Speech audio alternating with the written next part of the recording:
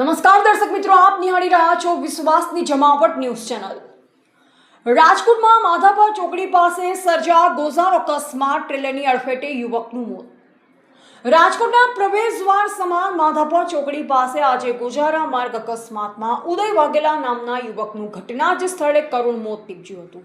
પ્રાથમિક માહિતી મુજબ રેતી ભરેલ ટ્રેલર પૂરપાટ ઝડપે આવી રહ્યું હતું ત્યારે રસ્તો ક્રોસ કરી રહેલ ઉદય વાઘેલાને અડફેટે લીધા અકસ્માત એટલો ગંભીર હતો કે યુવકનું સ્થળ પર જ મોત થયું।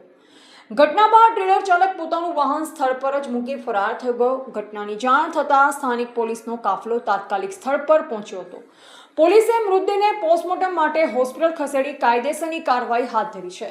સાથે જ ફરાર ટ્રેલર ચાલકની શોધખોળ શરૂ કરવામાં આવી છે। અકસ્માતના પગલે મૃતકના પરિવારજનો અને સ્થાનિક લોકોમાં ભારે રોષ જોવા મળ્યો હતો। ઘટના સ્થળે પોલીસ અને પરિવારજનો વચ્ચે ઉગ્ર બોલાચાલી તેમજ ઘર્ષણ સર્જાયું હોવાના અહેવાલ છે।